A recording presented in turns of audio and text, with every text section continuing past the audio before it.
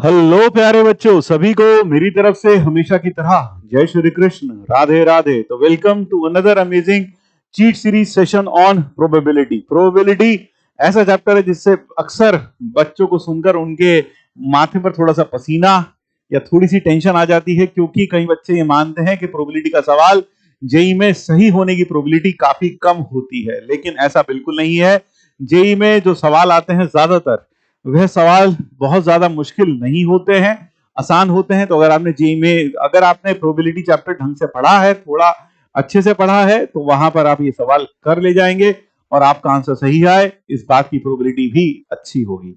तो चलिए आइए जानते हैं प्रोबेबिलिटी के बारे में कि कौन कौन से टॉपिक्स है जो हम पढ़ेंगे या कौन कौन से टॉपिक्स हैं जो जेई मेंस में हट चुके हैं। साथ साथ बात करेंगे लेटेस्ट ट्रेंड्स की, किस किस्म के प्रॉब्लम्स, किस टाइप के प्रॉब्लम्स अब जेई मेंस में ज्यादा पूछे जा रहे हैं, और साथ साथ हम डिस्कस करने वाले हैं आज का स्पेशल सवाल जो कहीं ना कहीं कुछ ना कुछ हमें सिखाकर जरूर जाएगा। तो चलिए आइए चलते हैं आज के खूबसूरत सफर पर। सबसे पहले बात करते हैं जेई मेंस 2020-23 और 2020-24 के सिलेबस की। यहां पर अगर आप देखेंगे, यहां पर यह टॉपिक अब हटा दिया गया है, यानी बर्नौली ट्राइल्स और बाइनोमियल प्रोबेबिलिटी डिस्ट्रीब्यूशन हटा दिया गया है। बाकी सारा का सारा सिलेबस एक जैसा ही है।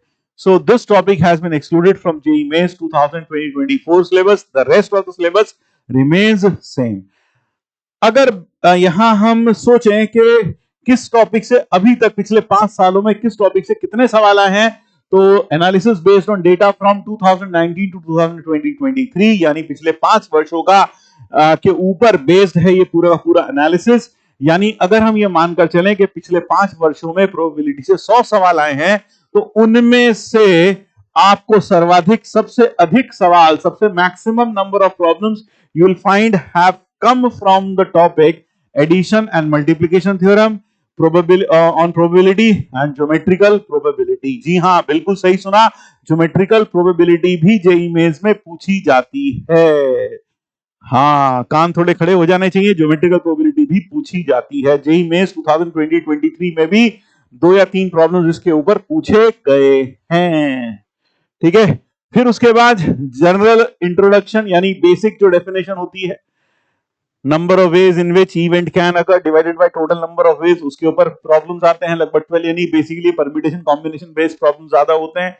फिर कंडीशनल प्रोबेबिलिटी और डिपेंडेंट और independent events, so that makes it 42 52 61% problems तो यहीं से आ गए। Law of total probability, Bayes theorem से सिर्फ 8% सवाल आते हैं, कम सवाल आते हैं। बेस थ्योरम से जेईई एडवांस में ज्यादा सवाल आते हैं। जेईई एडवांस में हर साल लगभग ये रिकॉर्ड है कि प्रोबेबिलिटी में बेस थ्योरम से एक सवाल वहां पूछा जाता है। तो यहां पर उतना बेस थ्योरम का वेटेज नहीं दिखाई दे रहा है। फिर आ गया यह वाला पार्ट जो कि अब हट चुका है, जिससे लगभग 1/3 ऑफ प्रॉब्लम्स आया करते थे। तो यह जो परसेंटेज है, ये किधर की साइड शिफ्ट होगा?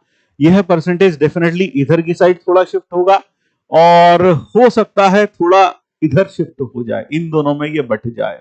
यानी अब आप पाएंगे बेस थ्योरम के ऊपर, लॉ ऑफ टोटल प्रोबेबिलिटी के ऊपर भी प्रॉब्लम्स पूछे जाने की संभावना ज्यादा है।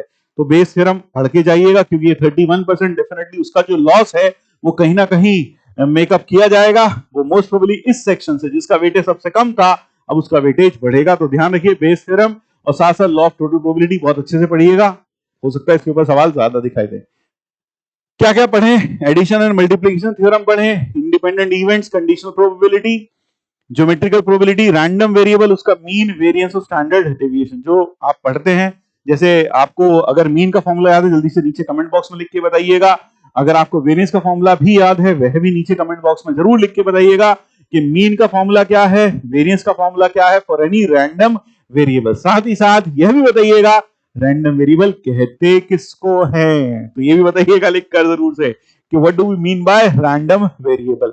फिर उसके बाद बेस थ्योरम और लॉ ऑफ टोटल प्रोबेबिलिटी, भाई ये कर लेना आपकी बार, इसको मत छोड़ना, क्योंकि इस पर दांव लग सकता है। क्या छोड़ना है? बाइनोमियल प्रोबेबिलिटी डिस्ट्रीब्यूशन अब छोड़ सकते हैं, क्योंकि अब ये सिलेबस में नहीं है। बात करें लेटेस्ट ट्रेंड्स की, भाई प्रोबेबिलिटी मैथ्स के आलू की तरह है, ये हर सब्जी में मिल जाता है। उसी तरह से प्रोबेबिलिटी बहुत सारे चैप्टर्स के साथ मिश्रित करके, मिक्स करके आपके सामने पेश किया जा सकता है, जैसे कि अधिकतर ये देखा गया है मैट्रिक्स और प्रोबेबिलिटी का डेंजरस मिक्स। बहुत अच्छे से ऐसे बहुत सारे सवाल जेई एडवांस में भी आए हैं, और अब जेई मेंस में भी इस तरह के सवाल आने लगे हैं, जहां पर आप देखेंगे प्रोबेबिलिटी और मैट्रिक्स का एक मिक्स प्रॉब्लम आपके सामने पेश कर दिया जाए। जैसे कि 2023 11 अप्रैल को कुछ बच्चों के साथ यह इस तरह का एक दुर्घटना घटी है यहां पर, जहां उन्होंने देखा मैट्रिक्स में प्रोबेबिलिटी आ गई है साथ में। तो इसलिए तैयार रहिएगा प्रोबेबिलिटी और मैट्रिक्स का मिक्स झेलने के लिए। क्वाड्रेटिक और प्रोबेबिलिटी का मिक्स, यह भी एक नया ट्रेंड निकला है, और यह नया ट्रेंड आज नहीं पिछले साल से चालू है। 2022 में भी इसके ऊपर एक प्रॉब्लम आया था, 2023 में भी प्रॉब्लम्स आए हैं इसके ऊपर। यहां मैंने आपके लिए एक प्रॉब्लम लगाया, नीचे कमेंट बॉक्स में इन प्रॉब्लम्स का आंसर भी जरूर बताइएगा, मैच किया या नहीं। फिर रैंडम वेरिएबल और mean variance and standard deviation. भाई एक चीज बता दूं, यह जो स्टैटिस्टिक्स वाला पोर्शन है प्रोबेबिलिटी का, यह है सबसे ज्यादा इंपॉर्टेंट है। इससे भी बहुत सारे सवाल पूछे गए। इनफैक्ट मैं ये कहूं तो लगभग एक शिफ्ट में एक सवाल तो आपको मिलेगा ही मिलेगा प्रोबेबिलिटी से, और उनमें भी सबसे ज्यादा सवाल आपको इन टॉपिक्स पर मिलने वाले हैं। इसलिए मीन, वेरिएंस, रैंडम और किसी रैंडम वेरिएबल का स्टैंडर्ड डेविएशन, ये सब कैलकुलेट करना आपको आना चाहिए। और मैंने आपसे अभी भी नीचे कमेंट बॉक्स में पूछा है कि आपको क्या क्या बताना है। रैंडम वेरिएबल की definition, mean of random variable, variance of random variable की डेफिनेशन आपको नीचे मुझे लिखकर बतानी है, फॉर्मूला उनका लिख के बताना है। अब बात करते हैं आज के स्पेशल सवाल की, जो कुछ सिखा कर जाएगा। देखने में ये सवाल 2023 29 जनवरी को आया था। देखने में काफी भयंकर लग रहा है, कई लोगों ने देखते ही छोड़ दिया होगा, रे बाबा इतना मुश्किल सवाल हम कैसे करेंगे। यहां लिखा है late S W1 W2 and so on be the sample space associated with a random experiment. PWN is equal to PWN minus 1, n greater than equal to 2. तो और साथ में A है वो 2k plus 3l टाइप का number है, जहां k और l नेचुरल नंबर है, और WN जो है वह B क्या है, WN का कलेक्शन है, जहां पर n A को बिलोंग करता है। देन PB is, तो चलो देखते हैं क्या किया जाए। अगर सबसे पहले PW1 को n को अगर हम 2 रख दें, तो PW2 will be PW1 by 2। अब n को 3 रख दें, W3 will be PW2 by 2, यानी कि PW1 by 2 स्क्वायर। इसी तरीके से PW4 will be PW3 by 2, which will be PW1 by 2 cube। तो जो समझदार बच्चे हैं उन्हें समझ में आ गया होगा कि यह सब जीपी में है, यानी कि PW1, PW2, PW3 and so on are in GP with common ratio of what? With R is equal to half. With R is equal to half. अब मैं कह सकता हूं कि क्योंकि सैंपल स्पेस में ये सब इवेंट्स हैं, तो इन सब की प्रोबेबिलिटीज का सम जो होगा टिल इंफिनिटी वह 1 होगा, and this will be nothing but P of W1 A upon 1 minus half is equal to 1. So this implies P of W1 is half. P of W1 हो गया half। यहां से अब मैं कह सकता हूं P of W2 हो जाएगा, हाफ का स्क्वायर, P of W3 हो जाएगा हाफ का क्यूब। तो in general I can say P of Wn will be 1 by 2 to the power n। अब सेट A की बात करते हैं। सेट A में 2k plus 3l टाइप के नंबर हैं। A में क्या क्या हो सकता है? A में हो सकता है, अगर मैं दोनों को 1 1 रख दूं तो एक नंबर आ सकता है 5। You can have a number 5 1 1 रखने पर।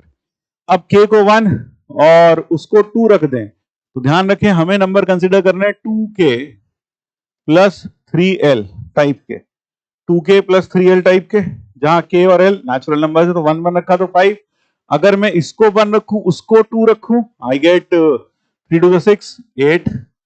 फिर अगर मैं इसको 2 रखूं और उसको 1 रखूं, आई गेट 7। देन अगर मैं इसको दोनों को 2 2 रख दूं, 1 2 रख लिया, 2 1 रख लिया, 2 2 रख दूं दोनों को, तो 4 और 6, 4 और 6, दैट मेक्स इट 10, है ना। क्या मैं 9 भी जनरेट कर सकता हूं? Can I generate 9? Yes, I can generate 9। कैसे 9 जनरेट कर सकता हूं? I can generate 9 by putting k equal to 3, l equal to 1। 10 generate हो गया। क्या 11 जनरेट हो सकता है? 3 3 9 प्लस 2, 11 जनरेट हो सकता है। फिर क्या 12 जनरेट हो सकता है? 12 जनरेट बिल्कुल कर सकते हैं। कैसे कर सकते हैं? अगर आप 12 के लिए सोचें तो यहाँ 3 और यहाँ 2, तो यहाँ 12 भी जनरेट किया जा सकता है। क्यों? यहाँ 3 रखा 6 और यहाँ 2 रखा 12। 13 जनरेट कर सकते हैं। 3 3 9 प्लस 4, 13। तो आप देखेंगे आप सारे नंबर्स जनरेट कर सकते हैं। ए इंक्लूड्स ऑल दीज नंबर्स। इसमें क्या क्या बिलोंग नहीं करता? 2 1 2 3 4 और 6, ये नंबर्स ए को बिलोंग नहीं करते। दीज 4 नंबर्स, 4 और 5 नंबर्स does not या do not belong to A except all the numbers can be written in this form। तो आप इसे याद भी रख सकते हैं कि 2k plus 3l में सारे नंबर्स आते हैं और 1 2 3 4 और 6 उसके अंदर जनरेट नहीं होते। अब आप में से कई लोग सोच रहे होंगे सर 2 तो जनरेट कर सकते हैं, k को 1 रख दो, l को 0 रख दो। ऐसे भी लोग होंगे। भाई वहां अंग्रेज मेरे भाई, वहां लिखा है k और l दोनों के दोनों नेचुरल नंबर हैं। बात समझ में आ गई? हाँ, तो कई बुद्धिजीवी ये भी सोच सकते हैं सर 1 तो आराम, सर 1 तो मतलब सर 4 तो आराम से आ जाएगा, 2 2 जा 4 और 3 0 जा सर 4 आ गया। नहीं आएगा भाई, है ना। हाँ, तो अब हमें बताना है ऐसे कितने ओमेगा n होंगे जो a में होंगे। यानी b में क्या क्या आ गया? b सेट में आ गया W5 W7 W8 W9 W10 W11 और सारे नंबर सारे के सारे आ गए। तो प्रोबेबिलिटी ऑफ b हमें चाहिए, that will be 1 minus probability of b not. b not यानी 1 माइनस जो b में ना हो, तो probability of W1 plus probability of W2 plus probability of W3 plus probability of W6, that'll be it। तो W1 की probability half plus half square plus half cube plus half की power 6। 4 भी आएगा यार, 4 भी तो आएगा, 4 और 6, 4 प्लस प्रोबेबिलिटी ऑफ W6, तो 1 by 2 to the power 4 plus 1 by 2 to the power 6। जरा एक बार देख लें, यही सब आने वाले हैं। 6 किसी भी तरीके से जनरेट नहीं हो सकता। अगर आप कोई भी कोशिश कर लो तो 2 3 6 नहीं होगा, 3 1 3 और यहाँ 3 नहीं आएगा, 3 2 to the 4, तो ये सब आया। तो दिस बिकम्स 1 माइनस, अगर हम इसमें एलसीएम ले लें तो 64 एलसीएम आ जाएगा। यहाँ आ जाएगा 32, यहाँ आ जाएगा 16, यहाँ आ जाएगा 8, यहाँ आ जाएगा 4 और यहाँ आ जाएगा 1।